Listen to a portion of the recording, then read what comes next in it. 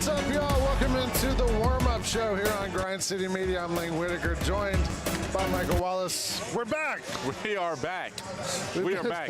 We haven't been here in a long time. It's been over 2 weeks since the Grizzlies had a home game. But now we're back. We're heading for this stretch run. 17 days. Yeah, I know. It's 17 days. There was 2 road trips and an all-star break in that 17-day period. But finally, we get to come back saying, I think we got all the dust off things. We got everything's working, plugged in. We'll see. We'll see if we make it for the next half hour. But we're trying to get this going for the next half hour. So welcome back to the warm-up show. Glad to have you back. Glad to be back here and glad to have the Grizzlies back in action here against the Phoenix Suns tonight. The Grizzlies coming in 37-20. Phoenix Suns flipped that around 27-30. A Suns team that has struggled lately, 2-8 in their last 10. Yeah. Grizzlies team that just came off a road trip where they went 1-2. The last game of that road trip was in Cleveland on Sunday, and it was a game that a lot of people kind of looked at as a measuring stick. Grizzlies lost, but they went toe-to-toe with the Cavs for the whole game. Are we allowed to look at moral victories or no? Well, I wouldn't say it was a moral victory, but I will say it was a measuring stick. Yeah. And what you come away with after a measuring stick is how much further you need to go. Yeah. The Grizzlies don't have far to go, because even though they gave up a catastrophic number of offensive rebounds and second chance points, they were within 2 possessions of forcing overtime in that game and giving themselves a chance to win. So, there's some things, 1 or 2 tweaks the Grizzlies have to make, and then they can get over the hump against some of these elite teams. But, again, they have to find a way to do it, and right now they've coming up short. Yeah, and we saw against Oklahoma City a couple of weeks ago, right before the break. Yeah. The Grizzlies went up against the best team in the Western Conference and lost. And we'll see what happens going forward now. And that was a blowout. It was. OKC's back here next week. Yeah. So we'll see what happens when they get back here, see if the Grizzlies have straightened some things out. Taylor Jenkins, before the game tonight, talked about an avalanche of things he was looking to improve on. Lots of little tiny things. I almost wanted to ask him, what's the big thing? What's the big thing? Do we think it's rebounding? Yeah, it definitely is rebounding. Yeah, especially offensive rebounding. Yes, it's getting tougher closing out defensive possessions by getting those. Because the thing is, the front line defense is okay. Yeah. But when you don't secure the defensive rebound to create transition, you're giving teams open looks off of those offensive boards. That's been a problem. They're still 28, 29 for 30th in either opponent second chance points, opponent points off turnovers. Those 2 areas they got to get better if they want to break through against the elite teams. Yeah, that Cleveland game, of course, gave up 22 offensive rebounds to the Cavs, which converted to 31. Freebies, as Taylor called them, 31 freebies. He's used the word demise twice. He used it to you in the post game in Cleveland, and then tonight before the game, he was like, rebounding might be our demise. Yeah, which is a pretty brutal word. And we can't be cool with that. No, right? He followed it up, and we can't be okay with that. Yeah. And if they know that, then you got to show better. And he also has to reflect those adjustments in his adjustments as well too. You can't get pounded on the glass and you still have a 7'4" guy sitting over there on the bench and 2 other guys who are known to be rebounders sitting down. So there's going to be an onus on your frontline guys to be better team rebounders, but also certain guys have to be able to get a shot too. Well, some of the guards have got to help out too. And this morning at shoot-around, I talked to Ja Morant and asked Ja what can they do to help out on the boards and how he can help out specifically, trying to come back a little bit and help out those bigs, get some boards. Does it change your ability to help out rebounding, basically if you're on ball or off balls? No, I just got to do more.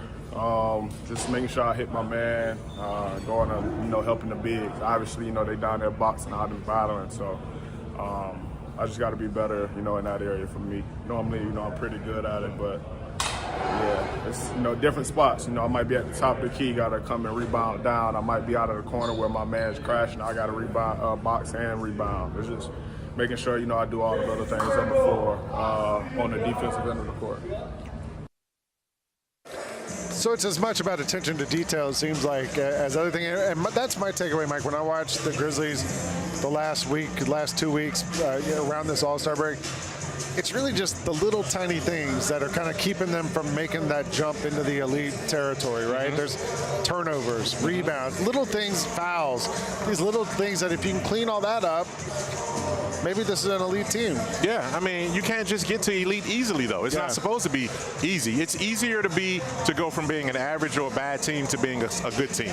Yeah. It's hard getting from good to great. Yeah. We've seen so many teams fall short of that greatness. The grit and grind Grizzlies never got to great. That Atlanta Hawks run that Taylor Jenkins was an assistant coach on. 60 wins, multiple All-Stars, they never got to great. They were really, really good. So the Grizzlies are knocking on that door for elite and greatness, but as you said, it's the little things. And what we do know about Ja, one interesting thing that you got out of him is that he's a good point guard rebounder. Yes. He's a great rebounder for his size. We've seen him flirt with triple doubles and have 6, 7, 8, 9 boards. Yeah, and have triple doubles. That's why I asked him, because I was thinking, this is a dude we see him put up rebounds. Yes. And he has that nose for the ball, being able to get to it, help out, be able to get back and rebound and get out on the break. Yeah. One of the guys who's been just awesome for this Grizzlies team all season, though, is Jaren Jackson Jr.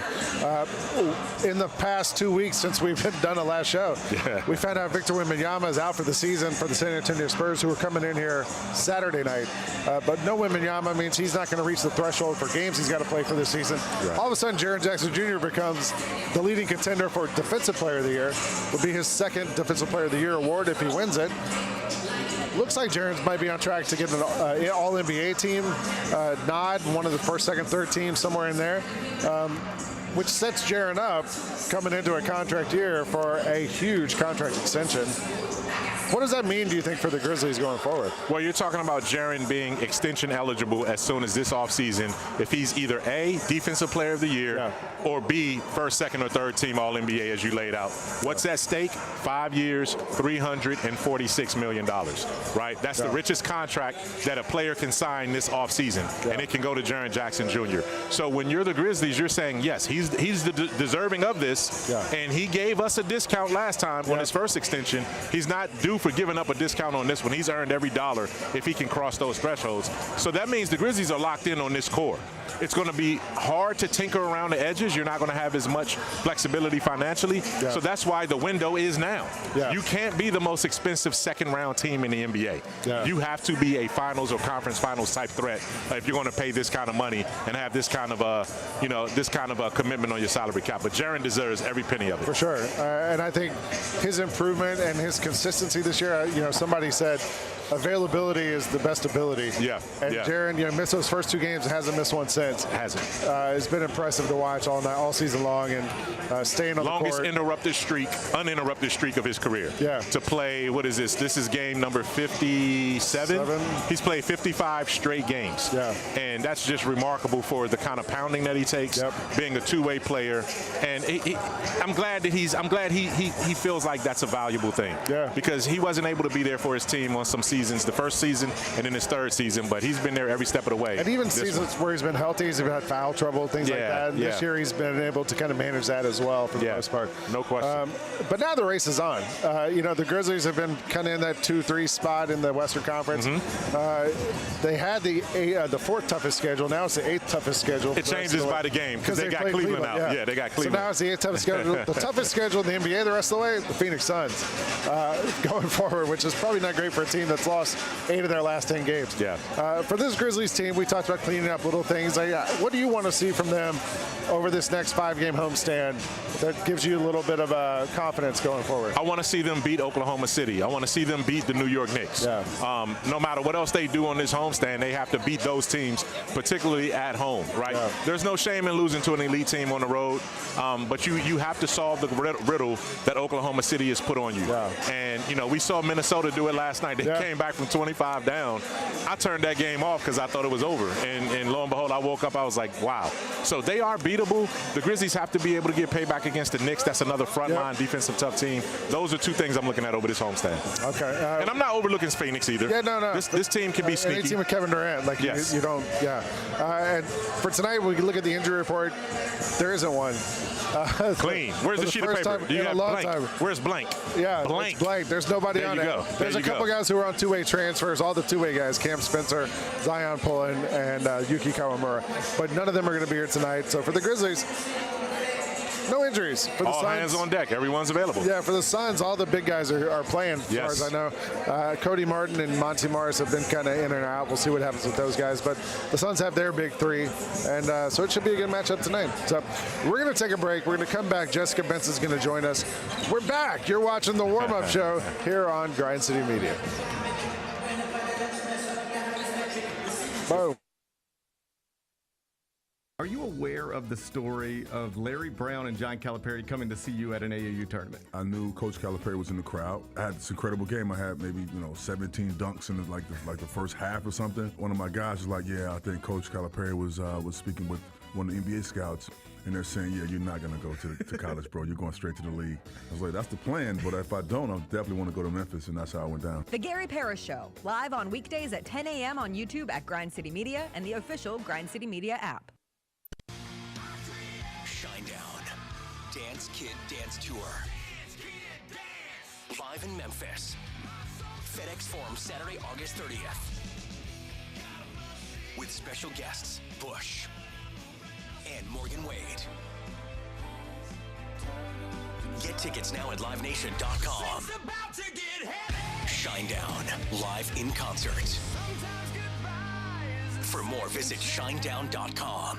We touched on this earlier, the panel here, about what really has been the mainstay of the Grizzlies, and that's Jaren Jackson Jr. Trip has just been awesome. He's posting guys up. He's stronger than he's ever been. He's physical, and he's scoring all type of ways. Hey, Grizzlies fans, be sure to tune in to Grizzbeat, where the panel and I break down all things Grizzlies and take a look at the rest of the NBA as well. The show is live every Wednesday, 2 p.m. on YouTube at Grind City Media and the official Grind City Media app. We did get a new shoe that dropped today that we should all be able to get if we want it. Fire. And it's been one people have been waiting for a long, long time. Yep. Asia Wilson. What do you guys think about the shoe? I love it. It looks great. We see people wearing Jaws. We see a lot of people wearing the GT line. But then also we see a lot of NBA players wearing the Sabrinas. Sabrina, yeah. I bet you there's going to be a lot of NBA players wearing I agree with you on that. Oh, yeah. The Sneak Fest Show, live Tuesdays at 2 p.m. on Grind City Media on X, YouTube, and the official Grind City Media mobile app.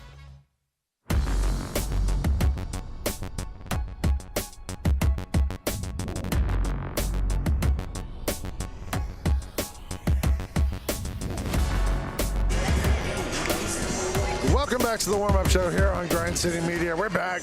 Everyone's back. Jessica's back. I'm back. And it's time where Jessica now tells us about her nominee for tonight's main character. And Jessica, who would you tab as tonight's main character?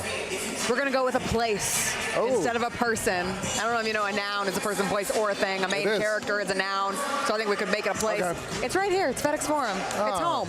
We haven't been here since February 8th. There's no place like home. There's no place like home. And the Grizzlies certainly hope that to be the case. This feels like a very important 5-game stretch, but not just these 5 games in a row. It's the fact that they play 9 of their next 11 here at home. And it's a real opportunity to use the home court advantage that has been significant for them this year. 3rd best home record in the NBA, but to try to create some separation with the Denver Nuggets team that has now usurped them for the 2 seed at the moment, but it's a half-game differential. Nuggets schedule is real tough these next couple of weeks. So if you're able to use the home court to your advantage starting tonight against the Suns, it will be a benefit. Grizzlies are 21-6 here at FedEx Forum this season.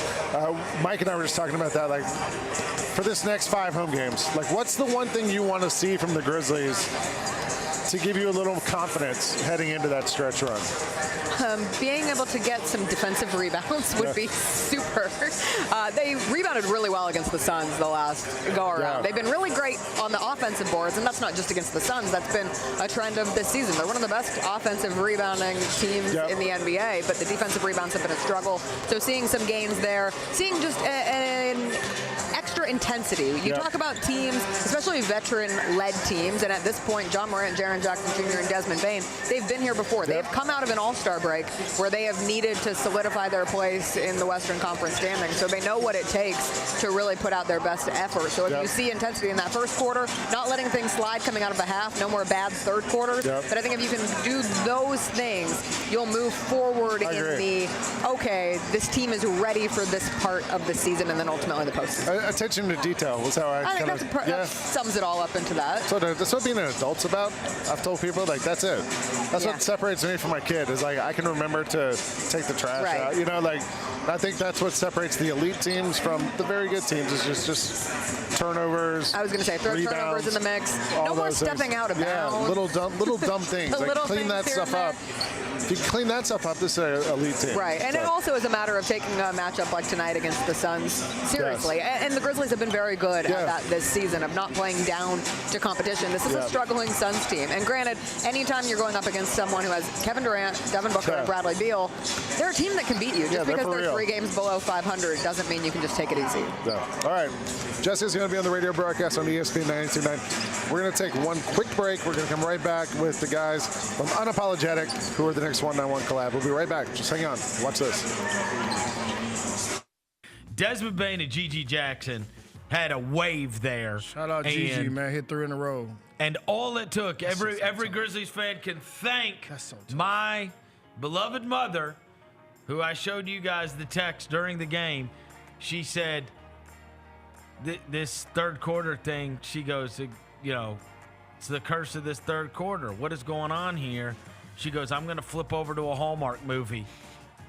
And I text her back and I said, Mom, I said, Desmond Bane and Gigi Jackson just went nuclear from 3.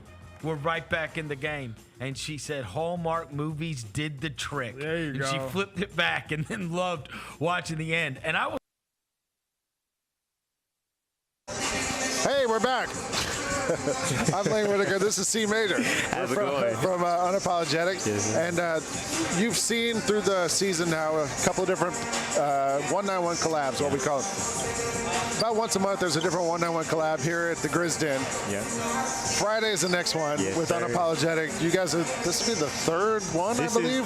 This is our third or fourth. I don't know. It's been a lot. I can't remember now. It's been a lot of them. I've got the hat. I've got the socks from a couple of years ago. I saw you in the hoodie as well. Yeah, man. I love it. Yeah, so it's coming up on Friday night, the Knicks game. Game starts at 7. If you come at 5:30, the doors open at 5:30. Beeline for the Grizz Den, because once the stuff sells out, it's gone. It's gone. C Major's wearing a lot of the stuff right now. Yes, I've got some of the stuff too. This is the shirt, the long sleeve shirt. All work, all play. Grind every day. Grind every day. Can you tell us, like, this collection, kind of what was the thought process behind it? Yeah, so it's called the Work Collection, and so it's in the name. Memphis is such a city it's built and based on work. And so we really wanted to celebrate that from the factories to even our mentality. If you're not a factory worker, if you're from Memphis, you know how to grind, you know how to work from the Greek grind era. So we just really wanted to play on work, but give it a little flash, a little pizzazz on it. So we got the jacket. Yep. Looks like the jacket you wear like in the real garage. work jacket. Yeah. Kind of the jacket you wear. Just got the we got bear on the back. Stacking you some grip, and so just an ode to making money. That's what I think Memphis is great to hustling. The hat. Yep.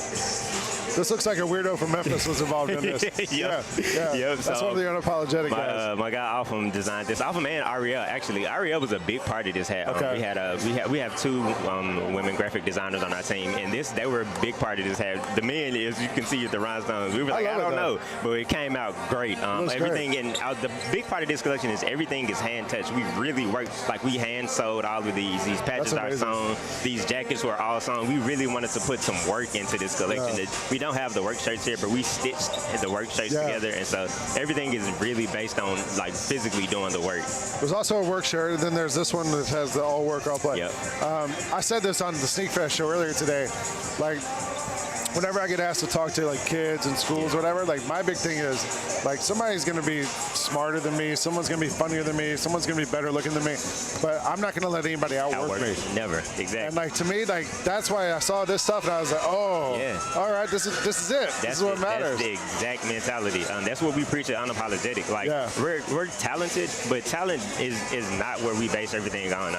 Nobody's going to grind harder than me. Nobody's going to outwork me. Exactly what you said. And my character speaks for everything. And so that's exactly where we were when we were making this collection.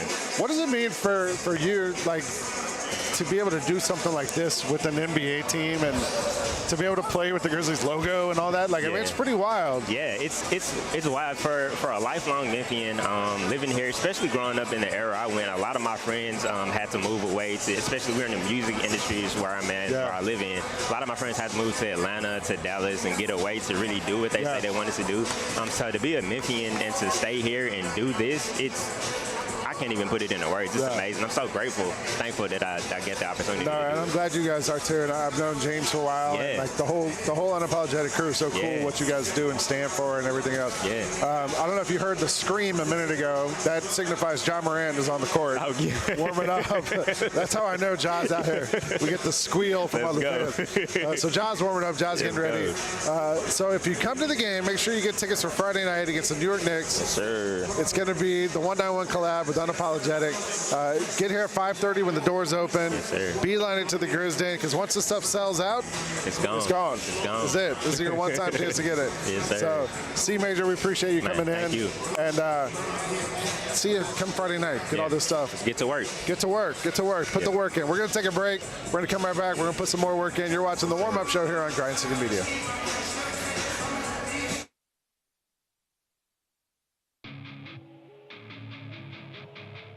Fans have a huge impact on our ability to play to the level that we're striving for. Drop off, Morant. Oh! Well, you wanted home crowd involvement. I love those moments where you see our guys engaging in the fans, and the fans just get pumped up. They are standing in FedEx Forum. I would hate to be on the other side with the opposition when FedEx Forum's rolling. That's such an unbelievable relationship that our group has with our fans.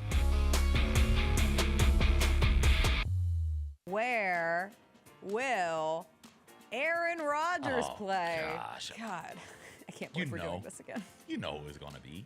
Oh. Tennessee Titans. Tighten up. Oh, You know they're going to do it. You know they're going to do it. Tune in to the Jessica Benson Show with CJ Hurt live every weekday at 8 a.m.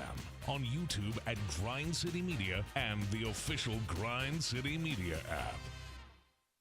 45-minute video on Tony Allen on YouTube. I just saw it yesterday. He managed to dominate the NBA for 14 years, despite missing one of basketball's most important skills. But here's the crazy thing. Why does that hurt your feelings? It didn't hurt my feelings. It's positive. He at least should have more of my highlights. The Chris Vernon Show, live on weekdays at noon on YouTube at Grind City Media and the official Grind City Media app.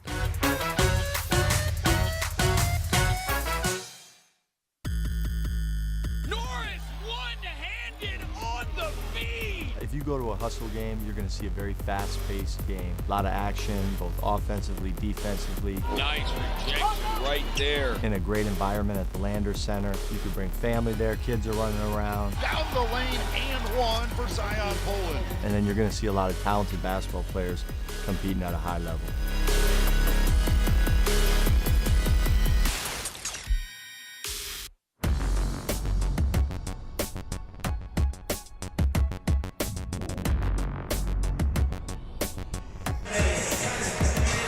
Welcome back to the warm-up show here on Grind City Media. Lang Whitaker and Michael Wallace joining you courtside from FedEx Forum. We're about 37 minutes away from tip-off between the Grizzlies and the Phoenix Suns. About 7 minutes away from getting you to the pregame show over on ESPN 92.9 or on FanDuel Sports Network. And in the meantime, like we always do at this time, Michael and I are going to go through some of the big stories around the NBA. It's been a while since we did this. Yeah, a lot has happened. Before the break, we were talking about what trades are going to happen, whatever. Now the trade deadline's gone. Teams are set. And the Philadelphia 76ers look like they're in a bad place because Joel Embiid's still not playing. They're got a draft pick that if it's not bottom 5, doesn't belong to them. Are we going to tank if we're the Sixers? What are we doing? You don't even have to tank. I mean, the injuries are going to take care of itself. I mean, you talk about Joel Embiid, and the news out of Philadelphia is that they're looking at, that knee not cooperating, and he may need another procedure. So not only are you right now compromising where he is this season, you're also taking him into next season. Joel Embiid put a high premium and price on playing with the Olympic team, and that cost him some of this season, and it's unfortunate. The Sixers are in a bad spot. Daryl Morey is in a bad spot. Paul George can't get healthy. That team, and they have Tyrese Maxey, you got to love him. McCain was a good draft pick, but they're in a bad spot. They need to go ahead and take. Not tank. They just need to go ahead. Devin Booker's like halfway up the stands over here talking to some Suns fans. Oh, that's cool. That's cool. That's cool. Way up in the crowd to talk to some people and a little kid wearing a Booker jersey. Yeah. Maybe some family or somebody here to see him, some old friends. He's a Mississippi guy. He's not too far, straight down I-55 in the Mississippi Gulf Coast. Yeah, I saw the Philadelphia Inquirer today. We had a report about Embiid, and they used the word radical surgeries, which is multiple, plural. Yeah, plural. Wow. Well, there's options. Like no one's really sure what they're going to do, and if you're the Sixers, you got to do something here because like it's not in a good place right now. And if you're going to lose, you might as well lose, right? Like you might as well save that draft pick and figure some stuff out. So they're in a tough place. In the meantime, the Warriors ended up going and getting Jimmy Butler, the third. Now he's Jimmy Butler the third. And they've been great since he showed up. They're 5-1. Jimmy Butler's on his best behavior, it seems like. Yeah. The Warriors look awesome. Draymond keeps throwing around that the Warriors are going to win a championship. Yeah. Yeah. Are they championship material? They are, because they have championship pedigree, right? I mean, nobody saw that championship coming 2 years ago when they got there, and they got there. You know what I mean? They got there with the same core guys. I mean, obviously, Klay Thompson was still there at that time, and Wiggins was there. But Jimmy Butler can be Wiggins plus because he's more of a creator than Wiggins, and he's a better defender or equal defender to him when he wants to be. I don't know if they have enough depth around him to do it, but I certainly wouldn't want to match up with the Warriors in the first round if you're one of the top 4 seeds. I wouldn't want to see them in the first round playoff because they're so streaky and they're so experienced and they're so mentally tough. That's going to be a tough out for whoever gets them. And they still have the best shooter on the planet. Yeah. Steph Curry. Like, what do if that guy's on one, there's not much you can do. Like if you're going up against them. What do you think? I mean, I don't know. How much of a contender are they? I don't know. I think the depth is what scares me too. Like, and I know that at first people are like, well, Steph shoots threes. Jimmy's kind of working in the mid-range, and they pair up together. It's a nice fit. I don't know. I feel like you give them a little time. We see it all the time. You make a trade, everybody gets hot. Then they start scouting you, and they start figuring out ways to beat you. The depth is the thing that scares me the most with that team. Like, is Kuminga for real? Like, are any of these guys going to be able to give you like big minutes when your big guys are on the bench? Yeah. And we know Draymond still is not a scorer. Like he helps every other way. The scoring is going to be the thing. Like he Steph might score from the outside. Who's scoring in the paint? Right. I don't know. Right. They do get a lot of calls though. They're shooting a lot of free throws so far. Always. So, and that hasn't changed either. You know what I mean? So they have that experience, and that experience means something. We got the Knicks coming in here on Friday night. A Knicks team that last season was awesome in the regular season, and the postseason made a run. Everybody was fired up. Then they make the big trade in the offseason, go get Karl Anthony Towns. And they, for the most part, looked like a good team, except against the best teams. Against Cleveland, against Boston, against OKC, they're 0-7. They've lost by like an average of 20-plus per game. And I know like they've talked about, they just got to get Mitchell Robinson back, who's on the way back apparently. And I don't know if he'll even see him this week, but apparently he's on the way back. But is Mitchell Robinson going to make that much of a difference for this Knicks team? He gives them another frontline guy. He gives them a defensive presence, a shot blocker, because Karl Anthony Towns isn't that. He gives them more of a Hardenstein kind of presence in there in terms of a rim runner too. The Knicks need depth, but Tom Thibodeau has to play the depth as well, and he doesn't play the depth. He doesn't play a lot of guys. They are dangerous. That sounds a lot like the Grizzlies, though. It does. They have a great record, a really solid record, but they're not good against the elite. So you got one team in that category in the East, one in the West, and they're going to meet each other right here on this court. One without in 3 depth, days. one with depth. The two opposite ends of the coin, I guess. Yeah, I don't know. The Knicks team, they're so weird to me because there's nights like against this Grizzlies team, they ran us off the court in New York. But then there's against Boston, against these good teams, they don't look very good at all. So. And I think a lot of that mentality coming into the game too. Sometimes when there is a such thing as the big brother mentality when it comes to it, man. And we're the big brothers of Minnesota, right? They can't figure out a way to just they just corrupt, they just collapse against us. But we also have some teams where we're the little brother against. Golden State tends to be that from time to time. Houston is that right now. So you just got to flip it around and figure it out. But the Grizzlies certainly owe the Knicks some nice payback on Friday. All right, we got about 90 seconds before we get out of here. Give me one matchup you're going to look for tonight. Big three on big three. Okay. Dez, Jaren, and Ja, and you got the Suns' big three, all healthy KD coming in.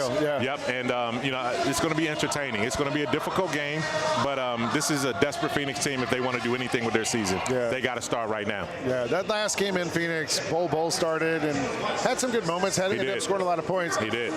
I just want to, whoever the other people are on Phoenix, you got to shut them down. Yeah. The big three is going to be a big three. You The Grayson Allens, the Tyus Joneses, the Bol. Those are the guys you got to stop. Yeah. It's like an old home night tonight too. Grayson Allen's here, saying hi to people. Tyus Jones' family's here. All these old coaches are here. Used to be here. So a lot of hands. And James Posey on their coaching staff played with the Grizzlies under Hubie Brown. So it's all kind of connections. All right. Well, we're gonna get out of here. You can flip over now to ESPN 92.9 on the radio. You can listen to Eric, Jess, Bennett, EP are on there on FanDuel Sports Network. Fish, Verno, Brevin, and Pete. That's Michael Wallace. I'm Lang Whitaker. We'll be back with you on Friday night when the Grizz take on the New York Knicks here at FedEx Forum. Hope to see you then. You've been watching the warm-up show on Grind City Media.